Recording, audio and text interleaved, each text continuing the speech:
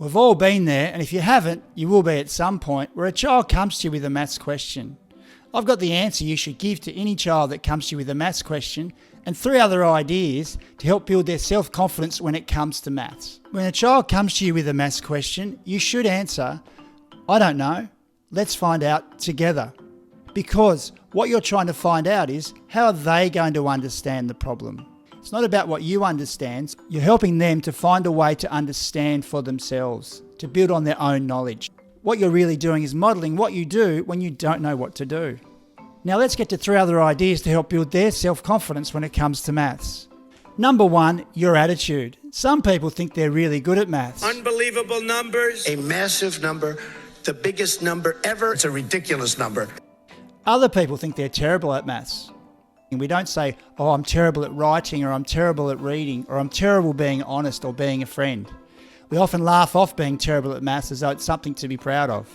Make no mistake, your child is watching and modelling themselves on your beliefs towards mathematics. Start off by unpacking your own perception. Why do you feel that way? You're not alone. A large percentage of society feels as though they can't do maths.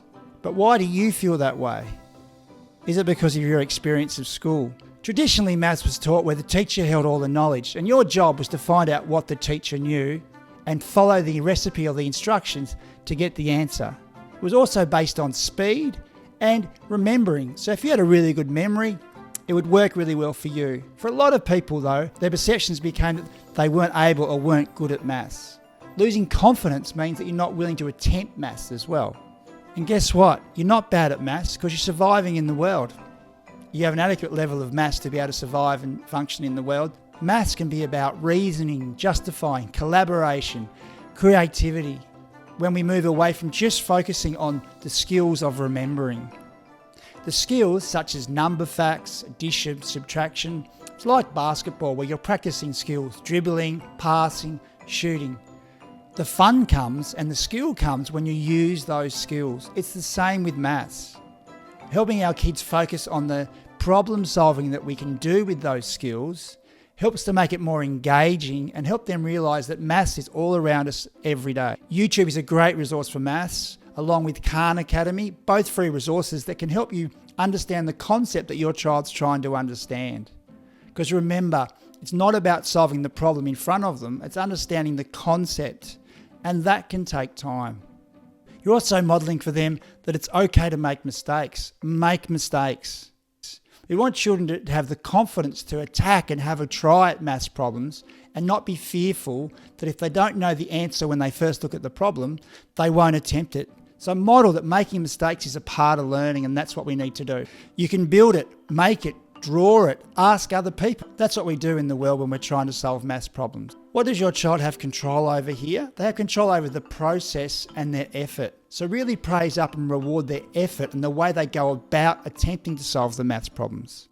Otherwise, if you just focus on getting the right answer, they don't feel good for their efforts. They just worry about getting the right answer. When in fact, rewarding the process, if they use resources, if they draw it, they make it, they build it, they try different ways of doing it, they're skills which are transferable, and it builds their confidence to be willing to have a go. Again, students get fearful that they don't know how to do something, and so they won't attempt unless they know the answer before they start. Here's a little maths problem. The last video had 470 views, thank you, and 7 subscribers. That's 1.49% of people subscribing. Could you please like, subscribe or comment, as it's really going to help this channel. Number 2, make it visible and simplify. Quite often we've jumped too quickly to the abstract, and that's causing them confusion. What you want to do is bring out their misconceptions. Help that happen by making the problem physical in the real world. Use things like spoons, guitar, Star Wars figures, Legos, bicycle wheels, salt and pepper, whatever you need to help explain a concept, and let them manipulate and play with those physical things before going back to the abstract.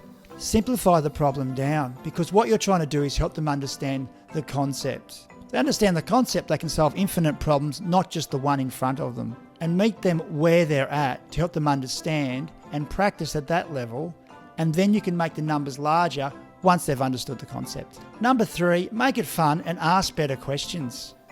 Play games, play dice games, card games, A great resource online is YouCube that has dozens of open-ended games and maths games which are fun and engaging and will really get your child thinking. Spend 5 minutes connecting to their world and something they really enjoy doing. Give them problems in that same context to help them engage and understand that maths is all around them and something that they're already doing all the time and not something that sits in a silo that you just do at school.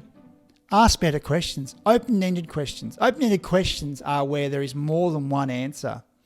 That requires them to do a lot more thinking. For example, imagine Dolly goes to work from 9 to 5. You could ask your child a question and say, how long does Dolly go to work for? The answer being 8 hours. To make that an open-ended question, you could ask, Dolly goes to work for 8 hours. What time may she start and finish? What that does is that creates multiple answers and also opens up conversations. It would open up conversations about starting work at midnight, about night shift, about whether people should get paid more for working different hours, whether we should work 5 days a week. These are all questions that will help your child understand that maths is a part of the world that we live in and helps us understand the world and make sense of things. There it is. Answer any maths question with, I'm not sure, let's find out together. Number 1, think about your attitude. Number 2, make it visible and simplify. Number 3, have fun and ask better questions. Please like and subscribe, and in the comments, please put what you'd like me to make more videos about. Remember, love your kids, and we're always learning.